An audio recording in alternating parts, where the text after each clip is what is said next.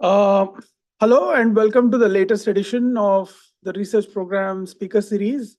Um, this is we are really this is program where we invite speakers from across the Asia Pacific to talk about the transitions shaping the region, the economic, social, political, and ecological transitions that are shaping this region. In today's talk, we are going to be discussing economic statecraft, and we are very fortunate to have Professor Vinod Aggarwal, Vinod Aggarwal. Vinny, as he likes to be called, is distinguished professor at the Department of Political Science, University of California, Berkeley. He is also the editor-in-chief of the Cambridge Journal Business and Politics and a lifetime member of the Council for Foreign Relations. Dr. Aggarwal is published 22 books and numerous articles in peer-reviewed journals. And his most recent book is Great Power Competition and Middle Power Strategies. He is currently working on an Oxford handbook on geoeconomics and economic statecraft. Um, Before I hand over the floor to Dr. Aggarwal, a small logistical note. Those of you who have questions, please post them in the Q&A box. Those of you who are in the virtual space, those who are here, you may just approach the mic nearest you and ask your questions. Thank you very much. Dr. Aggarwal. Thank you very much, Sandeep. It's a pleasure to be back at the East West Center, where I've been coming here for over 30 years, and I spent a year here in 94, 95, so I know a number of the people here. And I look forward to your questions, and I'm going to be talking about economic statecraft with a focus mainly on the Asia Pacific, but economic statecraft is actually larger than that. So let me, with that introduction, share my screen with you and talk about international institutions and economic statecraft. The first thing I'd like to say is that a lot of this work is done with one of my former students, Andrew Reddie. And Andrew Reddie and I have been writing a series of articles in this area. And Andrew Reddie is now a professor at the Goldman School of Public Policy at the University of California at Berkeley. So that allows us to do a lot of work together since he's right down the road. So I'm going to begin by talking about what do we mean by economic statecraft, what is some classical thinking on economic statecraft. Then I'm going to turn to what we call new economic statecraft as a way of thinking about how economic statecraft has been evolving over time. Then I'll talk about a framework that we've been using to try to understand economic statecraft in a number of areas, including AI, artificial intelligence, quantum computing, cybersecurity, synthetic biology, and the like for a book that we're doing together. And then I'll look at some examples of US and Chinese economic statecraft, a little bit on the EU. And then I'll turn to the central focus of this talk, which is, can international institutions constrain new economic statecraft? And in my work over the many years that I've been working in institutions, I work a lot on international regime theory, developing theories about how international regimes operate, to what extent multilateral and minilateral institutions might constrain, say, trade intervention, investment, and the like. And so I thought it would be appropriate, we thought it would be interesting to look at whether international institutions can play a role here. So if we begin with a new economic statecraft, or before we start with that, we start with old economic statecraft. And one of the perspectives, of course, was the one by Bill Clinton. I suppose you all remember who Bill Clinton was, but Bill Clinton said, "It's the economy, stupid." So from his perspective, there was no need to talk about security issues very much. It was really about making sure that the economy does well, which served him well in the election. And the global economy, however, is not just about trade deficits. It's not just about trying low-cost supply chains. It's not about just unemployment and growth rates. And even though I do teach in the business school at Berkeley as well as the political science department, I'm always struck by the fact that many of my colleagues in the business school have a very apolitical view of global supply chains. So they sort of think of supply chains as things that you go try to find the best value for your money. It could be high technology or what have you, whatever you're looking for. When they think about environmental issues, they think about where can we get the optimal products in the world, whether that's solar or wind and the like. But as you all know, if you follow the news about even green industries, and I'm in favor of these green industries like wind and solar, we have seen increasingly that China has come to dominate in those sectors. And so now there's a big concern that, particularly in the EU, which was never very concerned about this, that in fact some of their solar industries will be wiped out by the fact that the Chinese are doing well. So you now have tension between environmentalists and kind of economic liberalism. So I'm not an environmental specialist, so I won't try to pretend. I'm much more interested in the political economy and security issues. Now, if we look at classic statecraft that is developed by a lot of people, including Machiavelli and Sansei and Kautilya and Arthashastra, statecraft is a very old concept. And my colleague Kenneth Waltz, who worked for a lot of years on international security, if you look at international security, if you look at Henry Kissinger's view of things, he always used to say economics is not very interesting. Towards the end of his life, he started thinking about AI, wrote a very interesting book on artificial intelligence. So his view, shall we say, evolved over time. So when we were thinking about security matters and statecraft, classic statecraft, not economic statecraft, there was, as I said, little integration of economics. There was a focus on patterns of conflict and cooperation, and a lot, as Waltz would focus on, balancing alliances and the like. So national security was very, if you say a-economic, you can talk about apolitical, here you're a-economic. The coina, maybe not a good word. Now, the other issue that was looked at was economic sanctions. David Baldwin's work is classic in this matter. And David Baldwin looked at to what extent, he coined this term economic statecraft, and it's been used by others, but he used this term very systematically. And he looked at sanctions as a lever through which economic and security concerns would collide. So countries would try to implement economic sanctions. We've seen that in Iraq. We've seen that in the Ukraine-Russia example. And just before this talk, I was talking with Sandeep about how well do sanctions work. Unfortunately, the answer is not very well. For the most part, they don't work very well, and they have not been very successful. But so the work of economic statecraft, the way Baldwin used it, was primarily on economic sanctions, and Klaus Nohr, another prominent international relations theory, also talked about economic sanctions. We think this work is very important, but we want to go beyond just the work on sanctions. So to do that, we can think about new economic statecraft. We can ask a simple question: should governments get out of the way of markets, as some very neoliberal economists have talked about? But we can see that even in the United States, there has always been intervention in the market, going back to Alexander Hamilton and others in the United States. And the important thing is that states have long sought to influence the market for both economic and security ends. And we've seen this in the recent debates about supply chains in the wake of the earthquake in Japan, in the wake of the trade war, in the wake of the global pandemic and the Ukraine crisis. So there really are important debates going on about security of supply chains. So no longer do people talk about supply chains in this kind of economistic view of the world of where should you locate. Let's look at cost factors as being the only thing. And in terms of what we see now, we see a real problem for middle powers in this recent book that we've done. If you look at Korea, if you look at Singapore, if you look at Malaysia and Thailand, Indonesia, they're caught in this conflict between the United States and China, conflict in the loose sense, not a hot conflict, and I hope it won't be a hot conflict. And there see that both the United States and China are using these kinds of economic statecraft measures that I'll talk about in detail, and they need to maneuver between China and the United States. Why? Because most of these countries in Southeast Asia and East Asia are highly reliant, as you know, on the Chinese for their market, often for intermediate goods, which are then assembled in China and sent to the United States. So US-China trade conflict clearly impacts these countries, since in many respects, the United States provides their military security, and yet their economic security in some ways is based on China and their ability to sell in China. So what is our approach? So basically, our approach is looking at intervention and trade and investment, and to some extent in finance. We've written about that a little bit. And then we're particularly interested in high technology conflict. We are not looking at every sector in the world. We're trying to look at areas in which there are clear security concerns, and what we'll talk about dual use technologies. Second, we try to use some of the classification that people have developed, like Simon Evnett and I have worked on this issue, and Baldwin has worked on it with Simon Evnett as well, which is how do you classify intervention mechanisms? right? So we classify them in terms of the standard domestic markets at the barriers.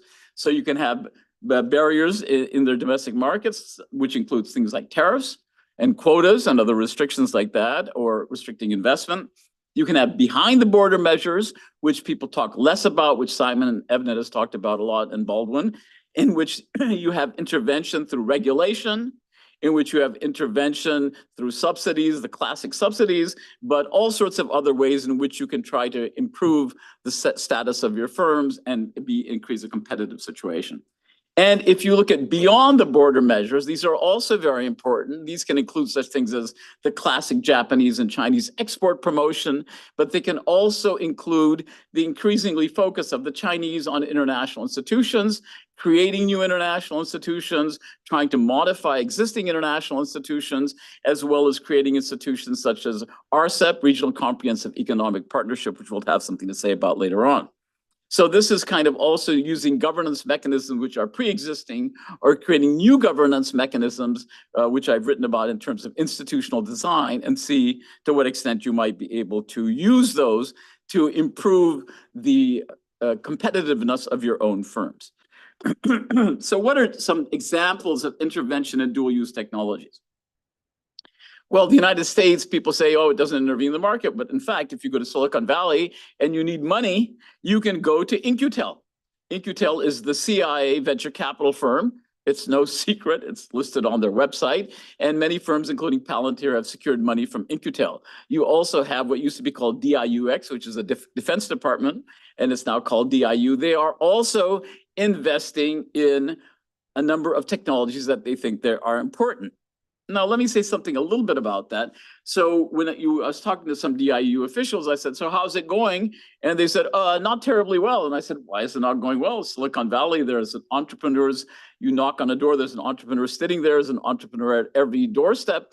And they said, because when we try to invest in these technologies, which we think are important for defense, we find that some Chinese companies or the Chinese government indirectly has already invested in these technologies, and we can't be involved co-investing in a venture capital firm if we do not have, in many cases, exclusive access to that technology. Now, why is that important? Because with these modern technologies of, let's say, AI, they're mainly being developed in the private sector, right? So it's not the NSC developing these, it's OpenAI and ChatGPT, and we have Meta and a lot of companies. So a lot of the technologies are actually used for commercial purposes. Those of you who have been using ChatGPT, many of my students are using ChatGPT, and I'm trying to discourage them for not writing their whole paper using ChatGPT. So we see the commercial use, but we also see military applications. We've seen efforts to have human security capital development. Andrew and I did a special issue on cybersecurity around the world, and we see investment in cybersecurity, trying to prevent hacking and the like. We also see existing institutions. We have a nuclear suppliers group, we have a missile technology control regime, and we have the Wassenaar Agreement, which has been around for some time, which also includes Russia and India. And they deal with conventional weapons, and they also deal with dual use, and they're not having as much success as we would like in controlling technologies because the Russians have a veto, essentially.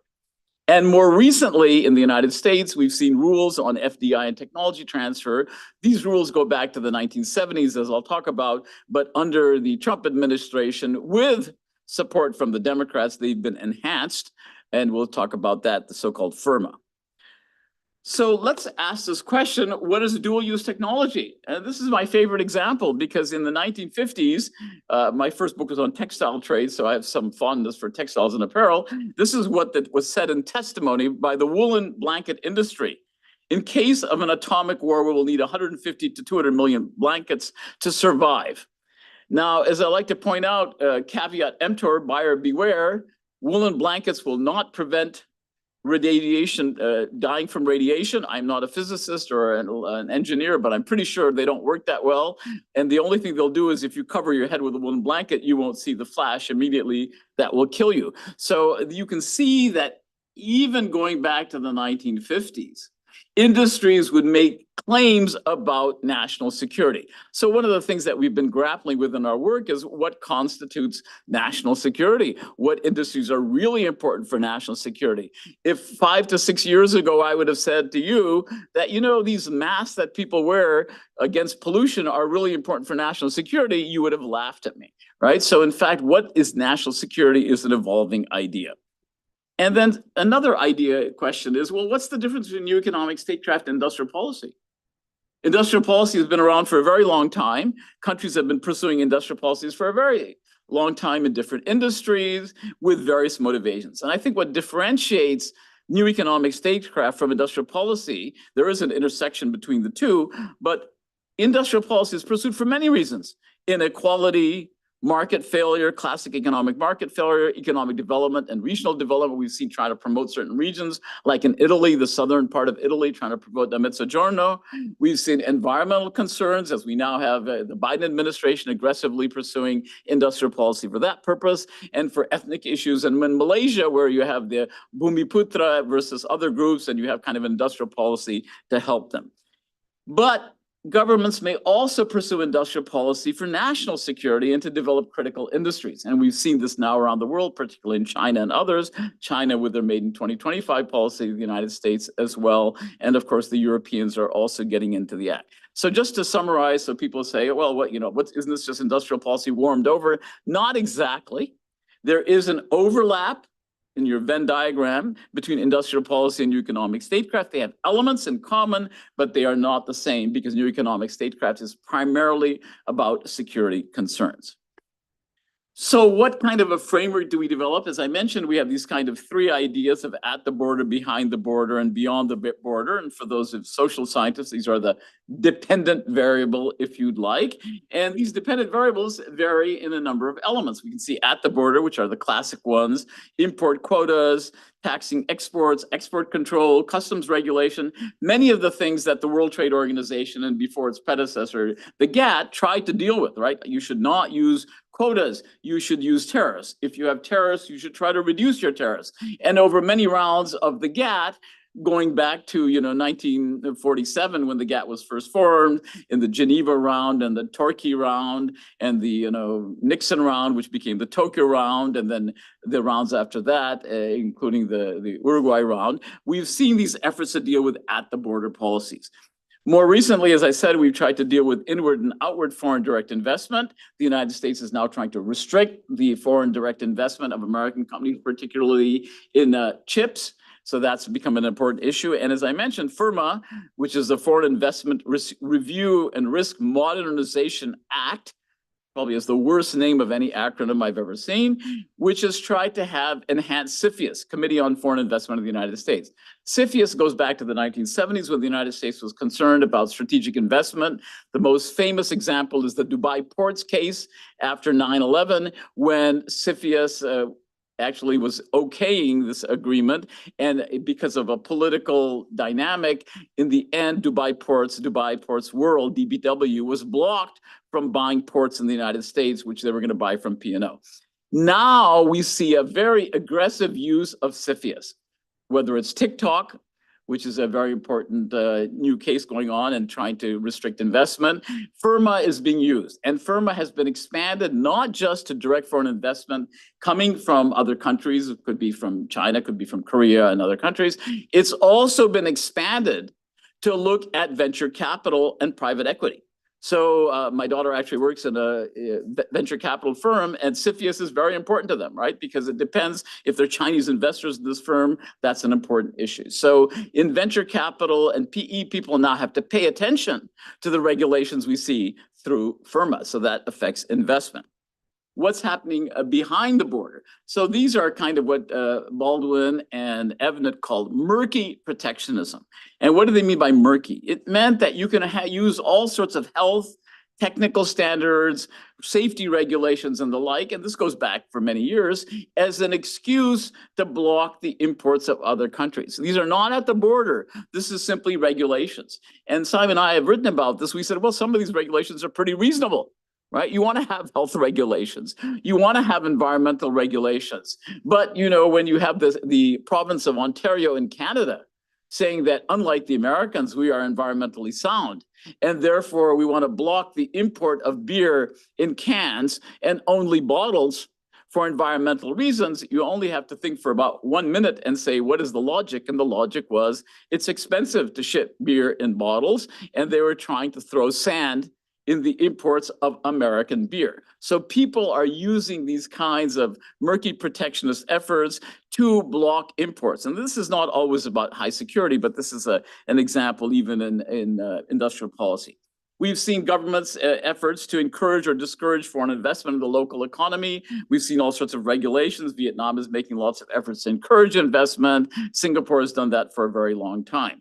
We also see industrial policy, as I've mentioned, to provide domestic firms with an advantage. And of course, the Chinese have done a very good job and in some ways copying what was a very successful effort, hotly debated by economists, of course, of Japan and South Korea in developing their industries through industrial policy. Not always successful, I would of course agree with that, but also successful in some cases. And then we, of course, see these indirect measures on investment, including human capital development, which are sometimes part of industrial policy. Now, what about beyond the border? So beyond the border also has a long history of promoting trade or foreign investment beyond the borders. We have the famous JETRO, Export Trade Organization of the Japanese. We also see regulations by international organizations. And we also see the Chinese are very excited about placing their citizens in these international organizations. And so there's been a big dispute about that, and FAO and many other organizations. Dispute meaning there's a lot of efforts to try to put people in these key institutions like the ITU, the International Telecommunications Union, and so on. And we see countries or groups like the EU, the regional grouping of the EU, getting into the act of regulating AI, artificial intelligence. The GDPR is a regulation, digital privacy. So the EU has been very successful. Those rules have been adopted by the Californians. In fact, we have a GDPR. So when you go onto your Google search, it tells you that some things have been removed and so on, or something, do you want your data to be used, which are good things. Now, the interesting thing is the EU is getting into the regulation of AI. And I was giving a talk at the EU, and I said, well, don't you think you should first have some firms in AI before you start trying to be the regulators of AI? They did not appreciate that remark, but it's true with the example, except for the exception of Mistral, which has 25 people, the EU is not a big player in AI. It's really the United States and the Chinese. So in this rather complicated, these are buckets of variables at the market level, at the domestic structure level, technological characteristics, system level, and international regimes. These 5 buckets of variables influence state intervention, right? And the kinds of trade and investment policy that we're particularly focused on. So I'm not going to go into the detail. I can give you some references at the end of some of our papers. And a lot of these things are constant. So for example, system polarity, like system level characteristics, we now have pretty much of a bipolar world between the United States and China. That's not varying. So you can hold things constant. So you can have all variables moving, otherwise you can't do any social science research. We've seen international regimes until recently relatively stable. Now we see changes in international regimes. The technological characteristic, you can simply go and look at the industry you're looking at, say AI or cybersecurity, which has its associated market characteristics.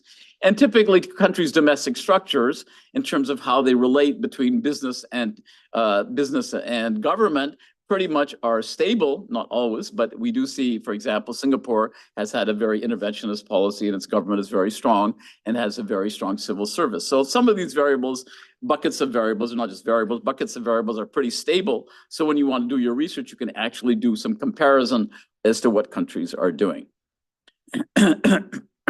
So let me turn to now economic statecraft in practice. We see that middle powers are facing these problems.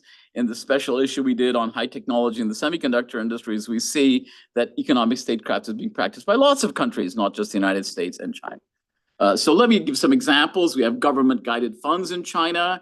We have the anti-foreign sanctions law in 2021 to counter US trade sanctions. We have, as I mentioned, RCEP, Regional Comprehensive Economic Partnership, that the Chinese have pursued with 15 countries, from which India withdrew. And the Chinese also have something like CFIUS and FIRMA, the National Security Review of Foreign Investment mandate, which came after the 2018 Trump passed FIRMA. The US has been getting into the act, as you all know. We have the Chips and Science Act of 2022 under the Biden administration. We have the IRA, International Inflation Reduction Act, giving tax credits and giving help to American firms like Intel and the like, attracting firms to the United States like Samsung and TSMC. That's been going on in Arizona and Texas. So this is not your classic industrial policy where you're trying to promote American firms. You're actually trying to promote foreign firms that are, quote, from friendly countries coming into the United States for security of supply. We've seen tariffs under the Trump administration. We've seen export controls under the Biden administration and also to the Trump administration. And we've seen pressure on the Thailands in terms of etching machines for chips. And then there's, of course, the FIRMA, which I mentioned to you, this complicated name, Foreign Investment Risk Review Modernization Act, which was one of the few bipartisan bills that passed in the United States under the Trump administration. Now, again, there's some bipartisan anti-Chinese activity going on, but we really don't see that much bipartisan bill. But this bill is now, we might call it as CFIUS on steroids. And again, the EU has also gotten involved in this as of last year, and this year they're trying to implement it, and they don't say China directly, obviously, but they have this anti-coercion instrument. And basically they say they'll also cooperate with other countries, read United States, and there would be a dialogue between the EU and non-EU country, and then they're willing to try to impose restrictions on trade, thinking about FDI, access to capital markets, and so on, which is an implicit threat to the Chinese that don't go try to manipulate individual countries as the Chinese have done, I think in Lithuania as example, I remember. All right, now that brings us to the part of trying to understand how does one constrain new economic statecraft. One could argue, let's not constrain new economic statecraft, but we'll see that's a problem. Because if you think about it, whatever my criticism of neoliberal economics and free market economics and free investment flows and so on, there was a kind of consistency between the domestic market and the international market. In what sense? Well, basically, the idea was don't intervene at home in your domestic market and don't intervene internationally. And the WTO was the institutional answer, which said, if you are intervening at home with the subsidies and quotas and some of these regulations, TRIPS regulations or intellectual property regulations, you will be slapped on the hand. Right? And the WTO had a constraining mechanism, and it did so through its dispute settlement body. And it did that, if that didn't work, through the appellate body. And that's important. Why? Because the appellate body is no longer functioning because neither Trump nor Biden wants to appoint appellate judges to the dispute settlement mechanism. And without that, it is impossible for the WTO to really adjudicate disputes if they get appealed. Now, the EU has developed an alternative mechanism and everyone's scrambling to think of alternative arrangements. But my point is that the management of new economic statecraft doesn't have an obvious equilibrium. It doesn't say, as the economists say, don't intervene domestically, don't intervene internationally. Now, we know in practice that's not been the case, but at least there's a kind of theoretical logic. Stay away from intervention in the domestic market. And now, what's the theoretical logic for new economic statecraft? If you are intervening in the market, what should I do? Can I just do whatever I want? Can I retaliate? What institution can we use? So I'm not going to go through this very complicated chart, which I've used many times, but basically what this shows is we can think of international institution regulation kind of at the unilateral. You could do things unilaterally, which is the United States is doing currently, and the Chinese. You can have a bilateral agreement of some kind, in which you sort of have an agreement, US-China in 2020, which is, okay, we're going to come to an agreement on how to handle our conflict. And what we're going to talk about today, not the first two, is minilateral or global multilateral, right? So you can have a kind of W-tape arrangement, but you can also do sectoral things, right? So if you look at the top right column here, cell, the information technology agreement, or the basic telecom agreement that we have, or if you look at the textile agreement, these are sector-specific global agreements. So you can also manage conflict in various sectors on a sector-specific regime, right? It could be global but sector-specific, or you could do overall, like the W has tried to do, all sectors, not every single one, but all sectors and all countries, not every single country, but 164 countries in the WTO. So with this chart, you can kind of classify what kind of institutions could we use if we try to regulate activities. It could be environmental activities, it could be trade activities, it could be investment activities. And this chart sort of lays out all the different things you can do on a sectoral basis, on an overall basis, minilateral, bilateral, et cetera, and also on a geographically concentrated basis or not. So geographically concentrated minilateral agreement is like USMCA. It was called NAFTA before. USMCA is US, Mexico, Canada. EU, you can regulate things in your region across all sectors. So this provides a classification scheme. So what can you do? Well, we can modify or create new institutional arrangements through, again, looking at some variables, regime creation, regime change, which I've written a lot about, and thinking about institutional design. So let's just go through these elements and then so we have enough time for questions. So what about a global sectoral approach? And let me just go back here. That means the top right here, I have the LTA, long-term agreement, multi-fiber arrangement, or information technology agreement. So what about that? So if you look at the textile arrangement, it was nested, term I've used, nested institution within the WTO purview. So they created a sector-specific international regime called the long-term arrangement and then the multi-fiber arrangement. Countries went along with it. It was somewhat against the developing countries, but they learned to cope with it pretty well, particularly Korea, Taiwan. Some of them managed to cope with the textile arrangement and were able to sell. India did not do as well under this arrangement, but it was nested under the WTO. In other words, the GATT basically said, yes, you can create a sector-specific arrangement under our auspices. We have these new agreements, information technology agreement, financial services, basic telecom agreement. All of these were created as part of the ongoing agenda of the Uruguay round in the late 1990s, right? And we've had ITA 2, which was just renewed 2 or 3 years ago, which deals with technology, equipment, services, and the like, and it's a sector-specific global regime. It's got more than 100 countries involved, so it's pretty global. The other thing you can do is create a sector-specific regime, which is not within the purview of the WTO. You simply create a separate international regime in biotechnology, in digital technology, transatlantic trade and investment partnership. Didn't really talk about being consistent with the WTO. So you can create sector-specific regimes that are just wholly apart from the WTO. And we do have those kinds of things. And the International Telecommunications Union is really not a part of the WTO. It's separate, right? So you can have these horizontal division of labor between the WTO, or they could be just parallel, completely independent, but there might be conflict. So if you think about WIPO, World Intellectual Property Organization, it's got a very nice building in Geneva, but over time, WIPO's activities on intellectual property were somewhat taken over by the TRIPS agreement, trade-related intellectual property of the Uruguay round, right? So you do see sometimes conflict among institutions as well as to who gets to have management of this issue. In the environmental arena, which as I said, I don't work about, there are tons of environmental agreements and there's some efforts to reconcile them together, but institutional reconciliation is a pretty important issue that needs to be thought about. Now, what about our good friend, the WTO, of which I'm very fond of? Maybe you could just incorporate new issues related to economic statecraft, right? Why not expand it? We saw the expansion of the WTO. It wasn't just manufactured goods primarily. We saw it expand to agricultural products, which the developing countries really cared about. We saw it expand to services in the Uruguay round, which the United States really cared about. And we saw it expand to TRIPS, intellectual property, and TRIMS, some aspects of investment in the 1990s. So we saw the TRIPS and TRIMS agreement in the 1990s as part of the Uruguay round. So could the WTO regulate digital services and trade? You know, maybe we could imitate the USMCA on source code, right? So companies cannot be forced to share their source code. So maybe the WTO could be expanded.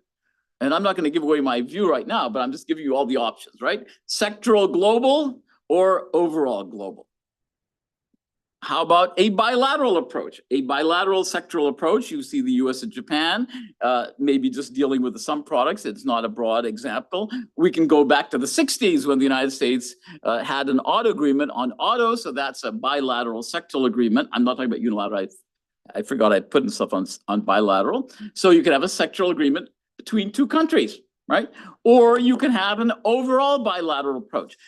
Trump claimed that he had, after threatening the Chinese for 2 or 3 years, he had finally settled on a great agreement, the 2020 Phase 1 agreement, obliging China related to technology transfer, intellectual property, joint ventures. If you read that agreement carefully, it looks like so many things are covered, and he's been very successful in forcing the Chinese to go along with the American view through his use of tariff warfare.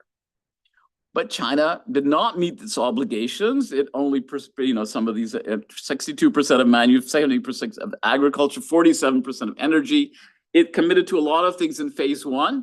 And China had a reasonable, I would say reasonable and ready excuse: COVID. Like, how can we be following this agreement when we have COVID? We can't be buying more stuff from you, the Americans, et cetera. But it was pretty clear that this is going nowhere. There's no Phase 2 of the US-China agreement. This is not happening. So this overall bilateral approach, we have the overall bilateral approach of KORUS, Korea-US Free Trade Agreement, and there are working groups and so on. So you could say, well, within the bilateral approach, you can deal with some sectors as well. So that would be an overall bilateral approach. Now, coming toward the end, what are the other approaches? A minilateral sectoral approach, right? So basically you have a small number of countries, and I gave you some examples. The telecom agreement is kind of a sectoral approach, but you can also say have an RCEP approach to textiles. That is a broad agreement, but specifically dealing sectorally with textiles, setting rules for textiles, phase out on agriculture. You have MCA rules, which are sector-specific rules on geographical indicators, which are very important in terms of definition of where the product comes from, and also proprietary formulas and so on. And those are also examples of sectoral within kind of a broader trade agreement.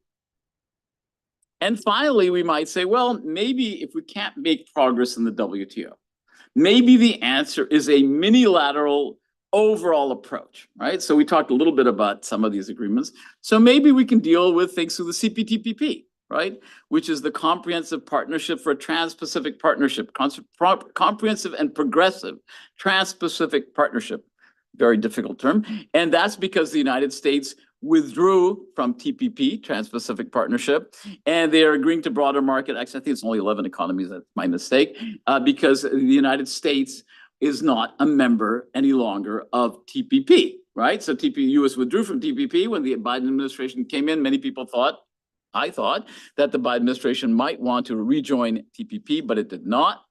And now, oh yeah, this is 12 economies. Why is it 12 economies? I just remembered. It's because the British, weirdly, the British have joined CPTPP, right? Nobody thought they would. China's still not a member of CPTPP. So you actually have expanded to 12 members.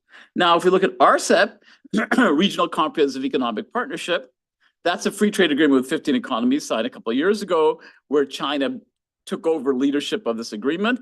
And India wasn't there because the Japanese really wanted India to be part of RCEP, because the Japanese believed that India could be a counterweight to China.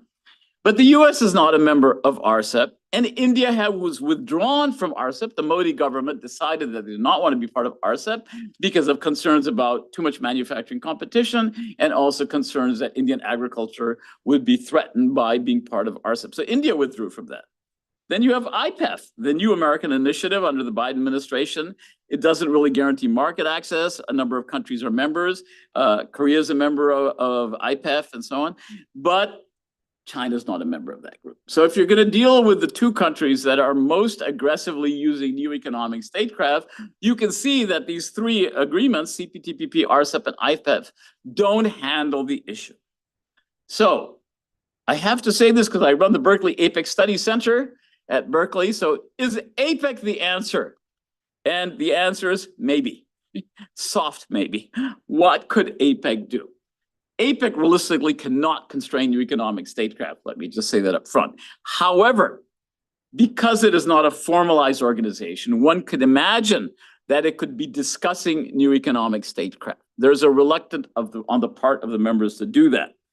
APEC can serve as a research organization to look at these issues of new economic statecraft and recommend what might be done, as they did with respect to some issues for the WTO. They did recommend, let's deal with this in the WTO, so it could be doing that. They might work with the APEC study centers. And it could be a forum for addressing other pressing global issues around new economic statecraft.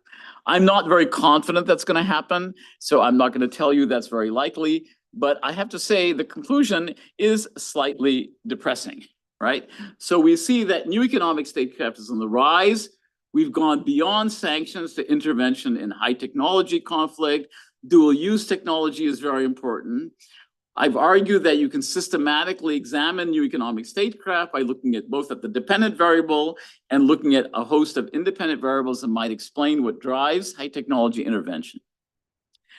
I've suggested that the neoliberal model at one level at least has internal consistency between the domestic market and the global market, as economists like to point out. But when you have these rise of neo-mercantilist intervention with aggressive intervention by governments, it seems to me there is no clear institutional solution, which means we are likely to see not minilateral or multilateral approaches to dealing with new economic statecraft, but really a bunch of unilateral measures and in some cases, some bilateral deals. And it will take time to develop alternative sector-specific regimes like in AI and quantum and so on. So that might be the eventual kind of minilateral. I don't think they'll be through the WTO. I don't think they'll be overall. So that might be the next step, moving away from these unilateral actions, which are highly disruptive to countries, companies who like stability. And so that might be a solution to develop these kind of sector-specific regimes, but it's not going to happen overnight. Okay, well, my time is up and my slides are up. So thank you very much for listening to this. And I look forward to your questions. So I think I'll stop my sharing. And I think I don't know if there are questions, but I'll leave it to Sandeep to manage this. Thank you very much. Before we start, directing questions at Dr. Aggarwal, a reminder to our online audience: please post your questions in the Q&A box, and those here present in the room, please go ahead and ask your questions by using the mic nearest to you. I'll start with an online question. So this is: what do you think about the rise of new supply chain regulations targeted at climate change to reduce deforestation? For example, EU has just passed EU deforestation-free regulation, and United States has recently proposed a US Forest Act. So given that it's all targeted at natural resources from a very specific type of land, rather than technology or manufactured products, does this add a new dimension to economic statecraft? Well, for what we're looking at, I would say no. But from the perspective of industrial policy and coping with industrial policy, I think yes, right? So I've written just recently as a survey issue of industrial policy, and this is classic industrial policy. Like, countries for environmental reasons want to impose regulations on various companies, and this creates problems because, of course, it creates an unfair, unlevel playing field. So I think in the environmental area, which can have national security implications, of course, but I think in this case, deforestation, I mean, I don't quite see immediately the national security implications in terms of the narrow way we look at security. But of course, global warming is a global security issue. So I'm not going to say it's not relevant to national security. But what we're talking about is really the use of these high technology, dual use sectors in which there is intervention by countries. But I agree that that can be a problem. Thank you. Anybody in the room? Many thanks for your presentation. When we talk about international agreements, we have to think about the propensity of the members of the agreement to keep the rules. And I'm wondering about, I have a question about the inclination of a particular kind of system to either be inclined to keep the rules or inclined to try to systematically break the rules. So I would like to think that a country like the United States and others that have a commitment to the rule of law and relatively high degree of transparency and a critical press, that just constantly asking the government, why are you doing this? Would be, generally speaking, more likely to try to keep the rules. Not that the United States never breaks rules, not going there, but at least an inclination in that direction to keep the rules. And maybe a country like China with a less transparent system maybe is more likely to systematically try to break the rules. In your study, is that the case? Is that a fair assessment? And then as a follow-up, this is unrelated. I'm very curious about how you and your colleagues are dealing with the issue of your students using ChatGPT to write essays. Oh, Nice. So good. I think unrelated questions, maybe they're related because there's a technology aspect. So the first question, I think, is not my work, but there's a lot of work had been done on compliance with international institutions. And I think you're completely right that by and large, democratic states, because of pressures from interest groups and rule of law concerns, tend to be much better at complying with international institutions. Unfortunately, we're not seeing that in the United States these days with violation, for example, of the Trump administration not appointing appellate judges.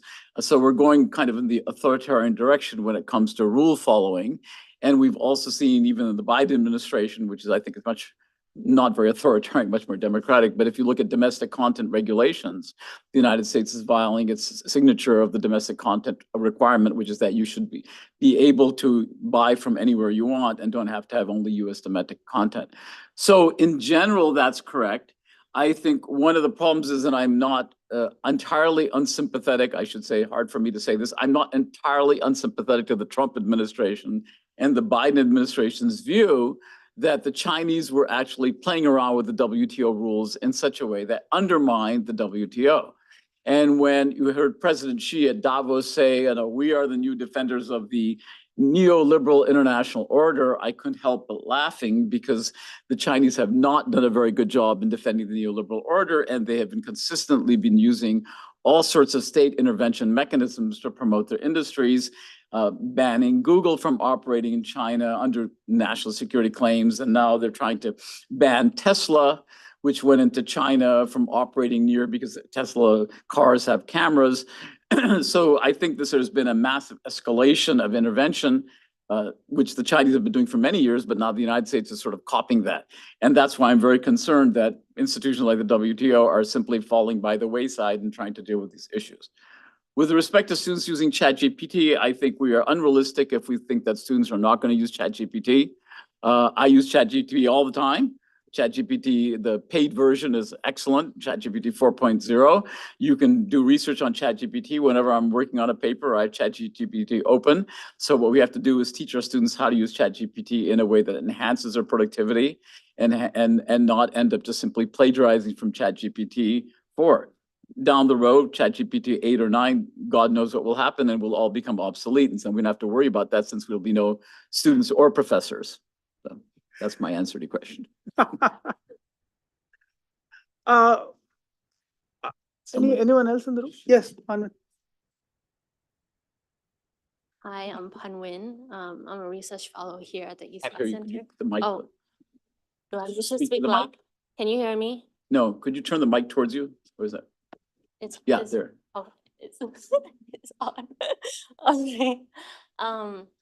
So, okay, my question is, so, in the past, the US has been a champion of free trade agreements, but I think the vibe recently, particularly since Trump administration, it has changed, like America first, and then Biden kind of continue that a little bit with the tariffs, so on and so forth.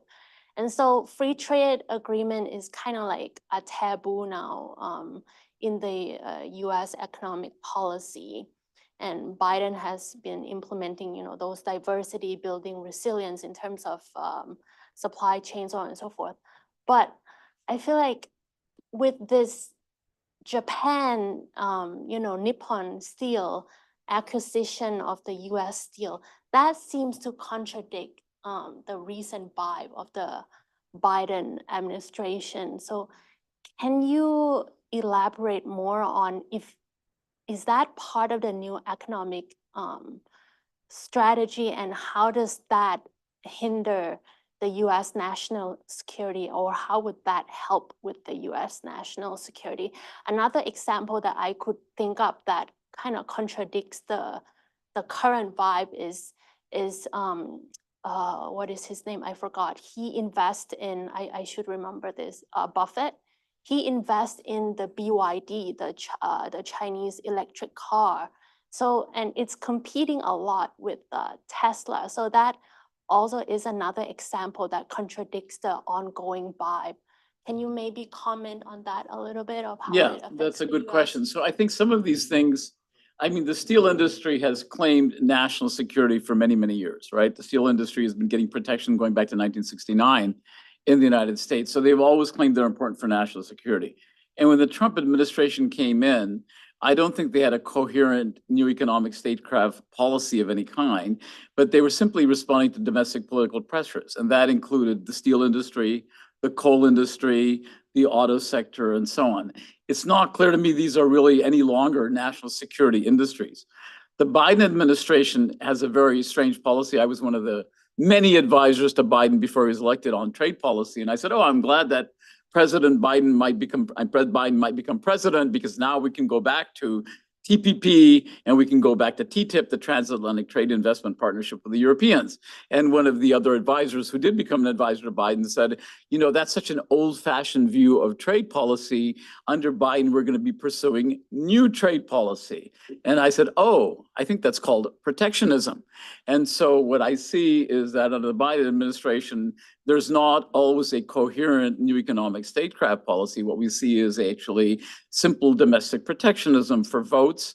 I mean, Nippon Steel, I mean, okay, is it really a threat to the United States? I mean, Japan is one of our allies. It's very odd. So this is not part of, this is part of the classic industrial policy, domestic protectionism. We also see that in the green sector, right? We see domestic protectionism has not much to do with national security. It's the idea that you should build up domestic capacity in environmental things like wind, turbine, electric cars, and the like.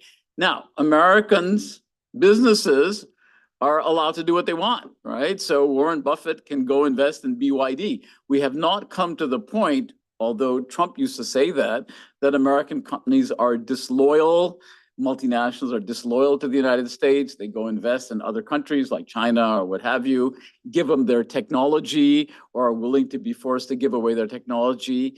And of course, in a democracy, the interest of business interest and state interests diverge. In China, that also can happen, but of course, President Xi can crack down on businesses that he's unhappy with much more easily than in the case of the United States.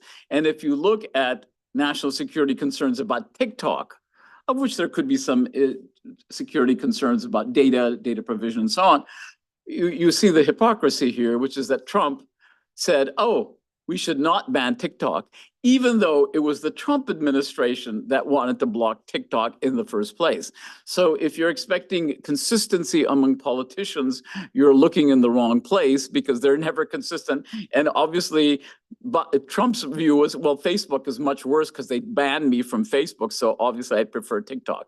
That is not a coherent national security policy. I don't expect that the United States is going to have a consistent new economic statecraft policy. It's much more likely that maybe Korea and Japan and China are probably more likely to pursue consistency in economic statecraft than the United States, as in many things we do. On the other hand, we're a highly dynamic economy, so despite making mistakes here and there, we can pretty much do very well. If you look at AI, the US is clearly the dominant leader along with China, but compared to the Europeans, which are trying all sorts of regulations, the US is far ahead.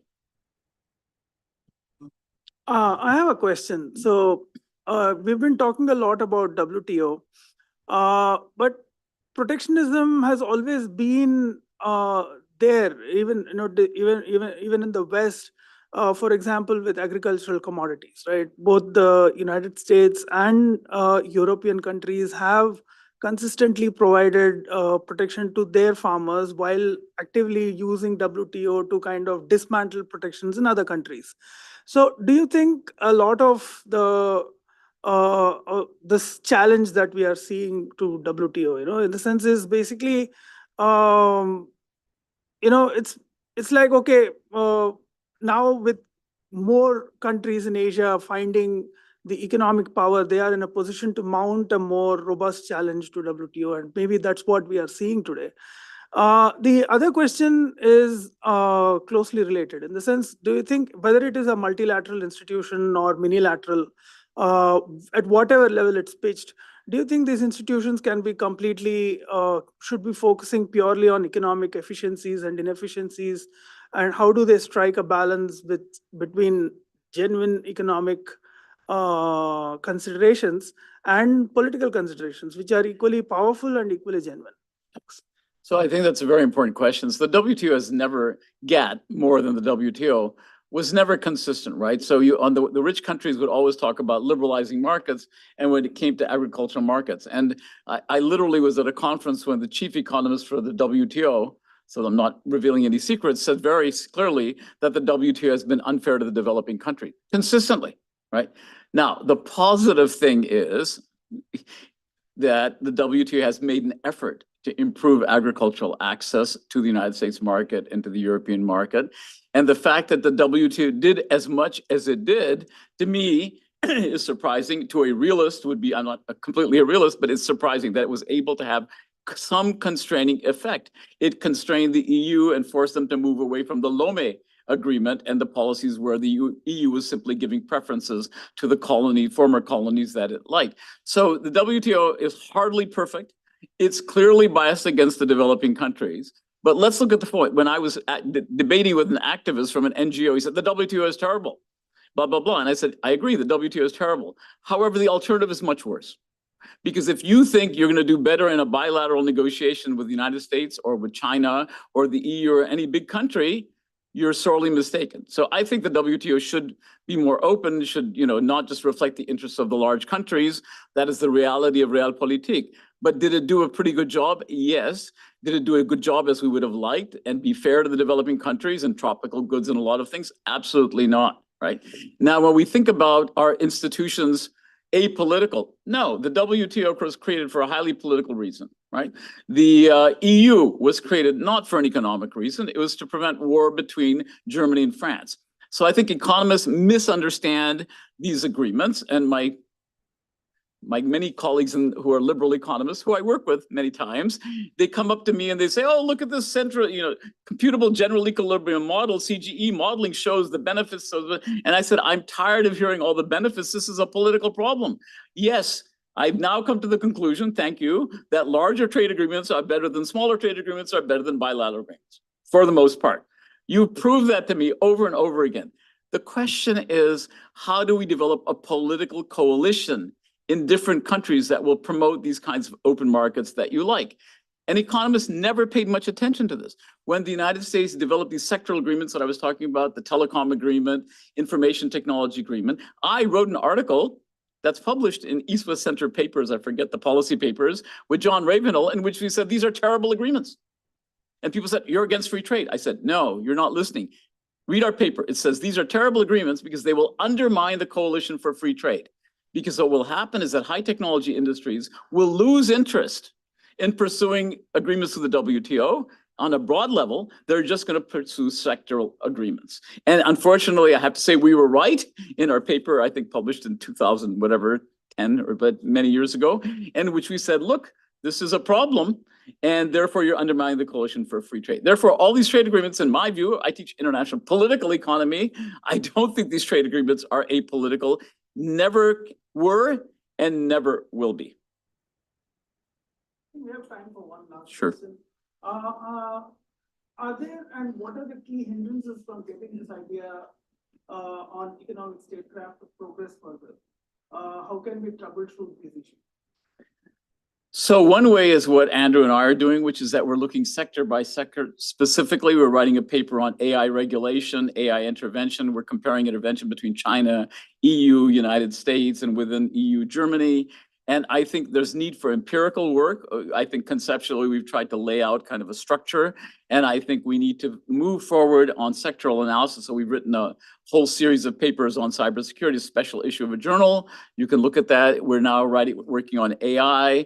We're trying to work on quantum computing, where we do comparative work. So I think really we need to have more interplay between empirical work in these areas and see what countries are doing domestically, minilaterally, multilaterally, bilaterally, sector by sector. I think that's the way we'll make progress. I think, I like to theorize, but at some point theory theorizing is only useful if there's an empirical aspect to it. So some more quantitative assessments, some more qualitative assessments are needed. And I think we can make progress in thinking about new economic statecraft rather than just having term after term weaponized interdependence is now popularized and other kinds of things. But they've been around, but we really need to do empirical work in these different sectors and see how AI regulation is very different than cyber regulation and quantum regulation.